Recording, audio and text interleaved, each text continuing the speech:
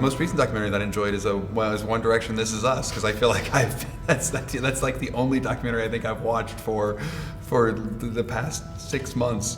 When I'm working on a doc, I tend not to watch a lot of docs, just because I need to get away. I need to get away and watch like some non-reality, something that isn't real. I mean, there were some films that came out end of last year that I loved. Like I loved, Searching for Sugar Man. I thought was fantastic. I loved The Imposter. Oh, The Imposter is such a good movie. I loved The Imposter. And so I mean, for me, those two films I thought were just both great movies, great docs. The best political documentary. I love The War Room. The War Room is such a good movie, and what they got access to, and that here you are with George Stephanopoulos and James Carville as they are like running this governor nobody's ever heard of for president, who literally becomes one of the most beloved presidents in history. Is like that moment that they captured in that film is remarkable. It is such a good movie, and you watch that movie today, and it's just as good today as it was then. I love that film. Yeah, so for me, political doc, that is my all-time favorite political doc.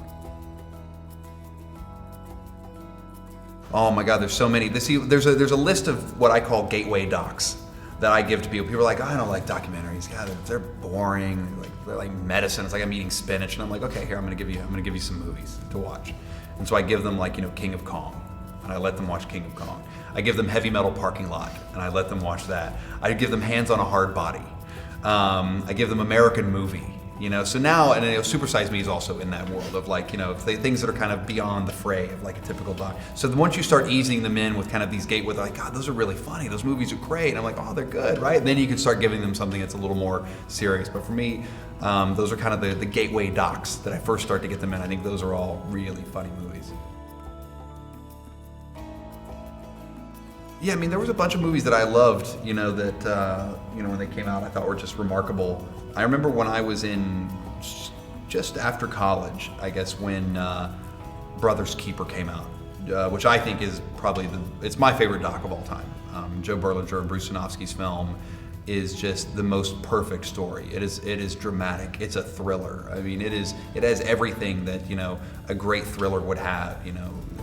There's people are manipulating evidence. They're lying to one another. There's intrigue.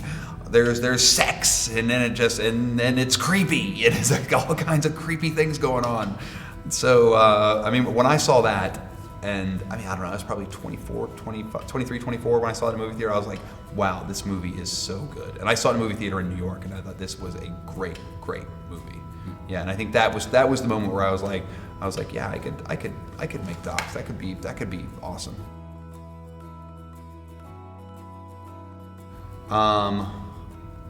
Steve James did a movie called Stevie that I think is such a good movie that, and no, I don't know anybody who's seen that film. I talk to people all the time who say, unless you're in docs, unless you're kind of in this world, but if you're just like a movie fan, it's like, hey, have you ever seen Stevie? And they're like, no, I haven't seen that. I was like, that is a brilliant movie. And Steve James, who I think is just like one of the greatest filmmakers ever, that's a kind of a gem.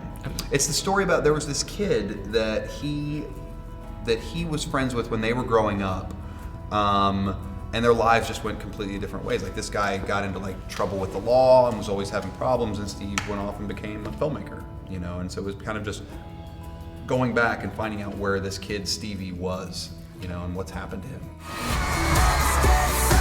Don't try this at home. Do I have to drink it now as well? Do it. I live while we're young.